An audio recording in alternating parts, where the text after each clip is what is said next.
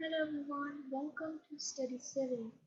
This is our lecture number 2 of topic complex numbers. तो complex numbers के बारे में हमने पहले थोड़ी इंट्रोडक्शन ली थी और कुछ उसके बारे में क्वेश्चंस भी किए थे। अब क्या करेंगे, अब हमें कॉन्जुगेट की प्रॉपर्टीज करनी है। जो कॉम्प्लेक्स कॉन्जुगेट होता है उसकी प्रॉपर्टीज करनी है। तो एक बार रिवाइज कर लेते हैं। कॉन्जुगेट होता क्या है? z किसी भी कॉम्प्लेक्स नंबर को z से डिनोट करते हैं। इसका कॉन्जुगेट क्या होता है? इसके ऊपर ऐसे स्टार लगा देते हैं। चाहे स्टार लगाओ या आप z के ऊपर ऐसे बार लगा दो, इन दोनों का मतलब सेम ही है। दैट मीन वो कॉन्जुगेट के बारे में बात कर रहे हैं। उसमें क्या होता है, जो साइन होता है, साइन ऑफ इमेजिनरी टर्म, जो इमेजिनरी टर्म का साइन है वो चेंज हो जाता है। चेंज, जैसे आपके पास a प्लस आयोटा बी, ये आपके पास z है, लेकिन आप जब इसका कॉन्जुगेट चेक करोगे तो वो क्या आएगा? a minus iota b, right. अब इसी पे ही हम कुछ प्रॉपर्टीज करेंगे इसकी। देखिए, प्रॉपर्टीज ऑफ कॉन्जुगेट। हमारे पास फर्स्ट प्रॉपर्टी आती है कि आपने किसी कॉम्प्लेक्स नंबर का कॉन्जुगेट किया और दोबारा से उसका फिर से कॉन्जुगेट किया, तो जो आंसर बनेगा वो आपका ओरिजिनल वाला z ही आ जाएगा। ठीक है। सेकेंड प्रॉपर्टी है हमारे पास, आपके पास दो कॉम्प्लेक्स नंबर है z1 z2, आपने उन दोनों को ऐड किया और फिर उसका कॉन्जुगेट निकाला, और z1 का कॉन्जुगेट निकाला, z2 का कॉन्जुगेट निकाला, उन दोनों को ऐड कर दिया, इन दोनों का आंसर सेम आएगा। सिमिलरली ये नेगेटिव में भी ट्रू होता है। z1 माइनस z2 किया, पहले डिफरेंस लिया, फिर उसका कॉन्जुगेट चेक किया और वो इक्वल आएगा z1 का कॉन्जुगेट माइनस z2 का कॉन्जुगेट। ध्यान रखना है, हमें नेगेटिव साइन आयोटा वाली टर्म का चेंज करना है। यहाँ ब्रैकेट के अंदर नेगेटिव साइन है, इसको चेंज नहीं कर देना। ठीक है। फोर्थ देखो, इसमें क्या है? प्रोडक्ट में z1 को z2 से मल्टीप्लाई किया और बाहर से कॉन्जुगेट करना है। दैट मीन पहले मल्टीप्लाई फिर कॉन्जुगेट। तो आप ऐसा भी कर सकते हो, पहले z1 का कॉन्जुगेट निकालो, z2 का कॉन्जुगेट निकालो, उन दोनों को मल्टीप्लाई कर दो, तो आंसर सेम आएगा उन दोनों का। अब सिमिलरली हम डिवाइड में भी करेंगे। z1 का कॉन्जुगेट z1 अपॉन z2 ये निकालो, इसका कॉन्जुगेट कर दो, ये कॉन्जुगेट आएगा z1 का कॉन्जुगेट डिवाइड्स बाय z2 का कॉन्जुगेट। इसमें का कंडीशन होती है कि हमारा जो z2 है उसकी वैल्यू जीरो नहीं होनी चाहिए। z2 जीरो नहीं होना चाहिए, क्योंकि जब जीरो ही हो गया तो हम सॉल्व ही क्यों कर रहे हैं फिर, राइट। अब आप नेक्स्ट देखो, नेक्स्ट प्रॉपर्टी है, आपने z की पावर n है, z की पावर किसकी? वो 2 हो सकती है, 4 हो सकती है, कुछ भी हो सकती है। अब उसके बाद आपने कॉन्जुगेट अप्लाई किया और इसका आंसर किसके इक्वल आएगा? कि पहले आप कॉन्जुगेट कर दो फिर उसकी पावर कर दो, तो इन दोनों का आंसर सेम रहेगा। ठीक है। ये प्रॉपर्टीज थी हमारे पास कॉम्प्लेक्स नंबर की। आगे चलते हैं। आगे हमारे पास एक क्वेश्चन है, हमारे पास z दे रखा है, a प्लस आयोटा बी या b iota is a complex number. हमें प्रूफ क्या करना है? ए पार्ट में हमें प्रूफ करना है कि अगर z और z कॉन्जुगेट इक्वल आए, दैट मीन हमारा जो z होगा वो रियल होगा। इसको प्रूफ करते हैं। ए पार्ट को गिवन है हमारे पास z and z conjugate is equal. z की वैल्यू क्या है?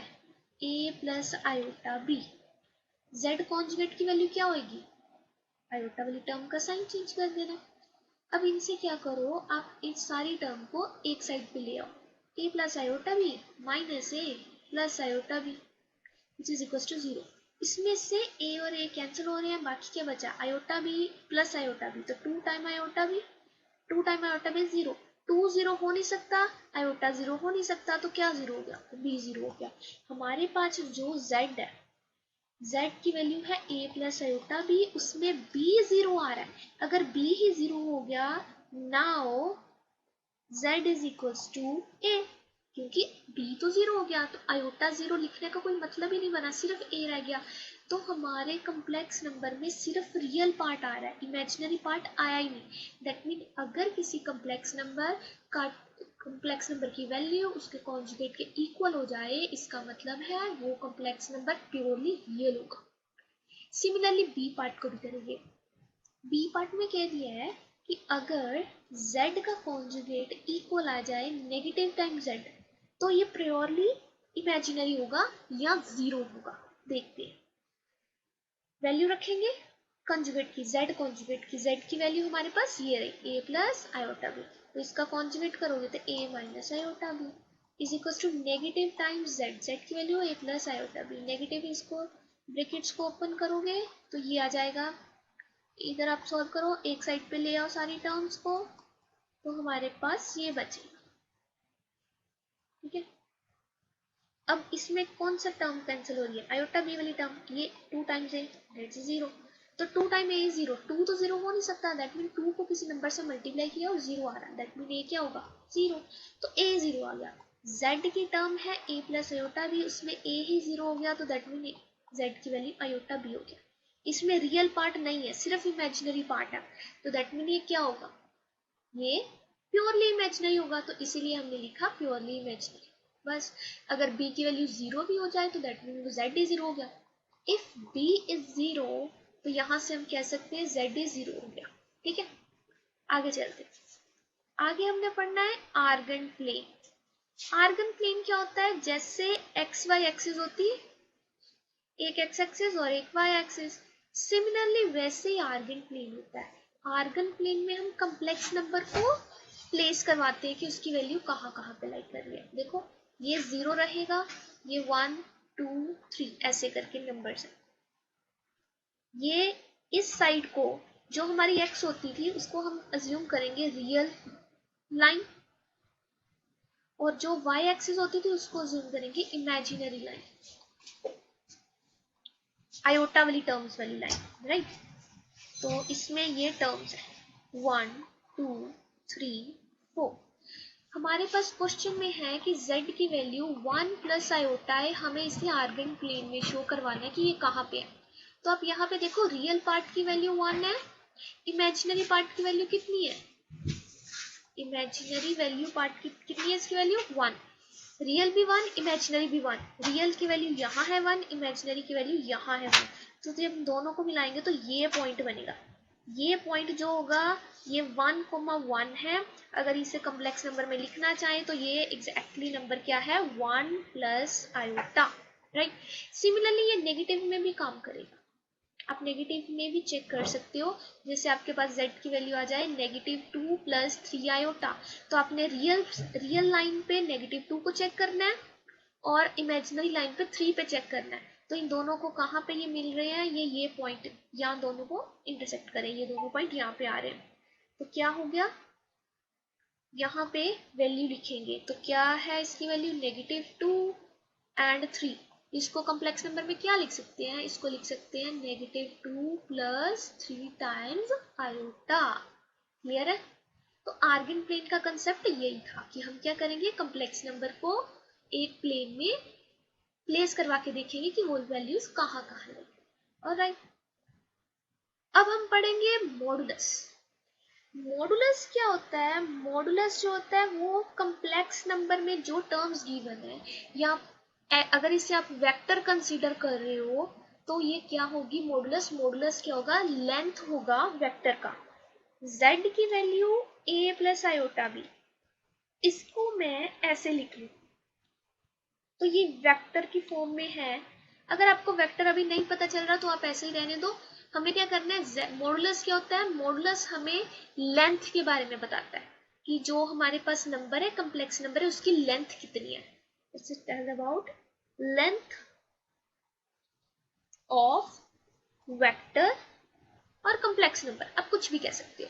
जैसे हमारे पास z है, हमें बताना है मॉडुलस, मॉडुलस को लिखते कैसे, ऐसे z और ऐसे, ये दो लाइंस, ये डिनोट कर रहा है मॉडुलस ऑफ z, ये मॉडुलस ऑफ z को डिनोट कर रहा है। अब वैल्यू निकालनी कैसी है, मॉडुल ऑफ z की वैल्यू होती है जो हमारे पास रियल टर्म है, या रियल पार्ट बोल दो, रियल पार्ट है उसका स्क्वायर कर दो, प्लस जो इमेजिनरी पार्ट है उसका स्क्वायर कर दो, और उसके ऊपर स्क्वायर रूट ले, रियल टर्म का स्क्वायर है, इमेजिनरी टर्म का स्क्वायर है, और फिर उसका स्क्वायर रूट ले लेना, तो ये हमारे पास मॉडुलस की वैल्यू आएगी। इस वाले क्वेश्चन में हमारे पास क्या आएगा, रियल टर्म कितनी है a, तो ये आ जाएगा ए स्क्वायर। इमेजिनरी टर्म कितनी है बी, तो ये क्या आ जाएगा बी स्क्वायर। इसमें आयोटा को काउंट नहीं करना आपने, ठीक है। अब ये हमारे पास क्वेश्चंस है, क्वेश्चंस को करेंगे पहले। तो इसमें मॉड जेड निकालना है, तो देखो रियल टर्म क्या है 3, तो 3 का स्क्वायर आएगा प्लस इमेजिनरी पार्ट कौन सा है 2, तो 2 का स्क्वायर आएगा। आयोटा नहीं लेना, दोबारा से कह रही हूँ। करो स्क्वायर इसका, 3 स्क्वायर इज 9, 2 स्क्वायर इज 4, तो क्या आ जाएगा √13। तो मॉडुलस ऑफ जेड क्या आएगा √13।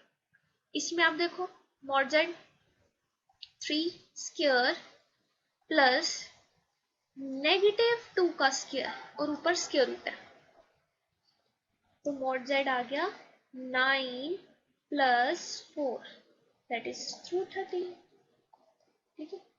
तो ये भी हमारे पास आ गया, ये भी आ गया। इसका भी आप चेक करोगे तो मॉड जेड कितना आ जाएगा, ये √13 ही आ जाएगा। जो मॉडुलस होता है वो हमेशा 0 से बड़ा या 0 के इक्वल हो सकता है, 0 से छोटा नहीं होगा मॉडुलस कभी। ऑलराइट, अब हम पढ़ेंगे प्रॉपर्टीज ऑफ मॉडुलस। मॉडुलस की कुछ प्रॉपर्टीज होती हैं। इसमें क्या है कि अगर आपके पास z है, आपने उसका मॉडुलस निकाला, तो वो इक्वली रहेगा अगर आप z के कॉन्जुगेट का मॉडुलस निकाल रहे हो। अगर आप इसमें देखोगे तो a पार्ट और b पार्ट जो हमने किया, b पार्ट a का क्या है कॉन्जुगेट, या b a का कॉन्जुगेट है या a b का कॉन्जुगेट है, कुछ भी कह सकते हो आप। तो z का मॉड किसके इक्वल आ गया, मॉड ऑफ z के कॉन्जुगेट के इक्वल। तो सेकंड पे देखेंगे, सेकंड पॉइंट है हमारे पास, अगर आप z के मॉड का स्क्वायर करो तो ये वैल्यू इक्वल रहेगी z को मल्टीप्लाई करेंगे z के कॉन्जुगेट के साथ, तो ये वैल्यू इसके इक्वल रहेगी। थर्ड पॉइंट देखो प्रॉपर्टी, z1 एंड z2 दो अलग अलग कम्प्लेक्स नंबर्स है, उनको प्रोडक्ट किया और फिर मॉडुलस निकाला। इसका आंसर सेम रहेगा कि अगर आप z का मॉड निकालो और उसको z2 के मॉड से मल्टीप्लाई कर दो, ये सेम रहेगी वैल्यू।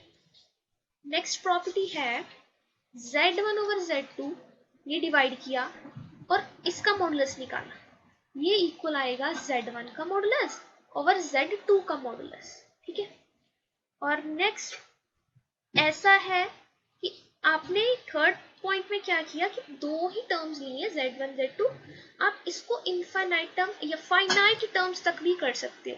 आपने 2 टर्म्स को मल्टीप्लाई किया फिर मॉड निकाला, आप ऐसा कर सकते हो, पहले आप एंड तक टर्म्स मल्टीप्लाई कर लो और उसका मॉड निकालो, तो ये किसके इक्वल आएगा, हर एक अलग अलग टर्म के मॉड के इक्वल आ जाएगा। Clear. And the last property is कि z की पावर की आपने कॉम्प्लेक्स नंबर की पावर की, उसका मॉड निकाला, वो इक्वल रहेगा कि z का मॉड निकाला और उसकी पावर की। तो ये हमारे पास प्रॉपर्टीज थी मॉडुलस की। तो हमने आज क्या किया, प्रॉपर्टीज की है कॉन्जुगेट की, फिर हमारे पास हमने आर्गन प्लेन चेक किया है, मॉडुलस किया है, मॉडुलस की प्रॉपर्टीज की है। आई होप आपको समझ में आया होगा। अगर आपको समझ में आए तो ठीक है, नहीं कोई प्रॉब्लम आती है तो आप कमेंट बॉक्स में पूछ सकते हो। Alright, so thank you.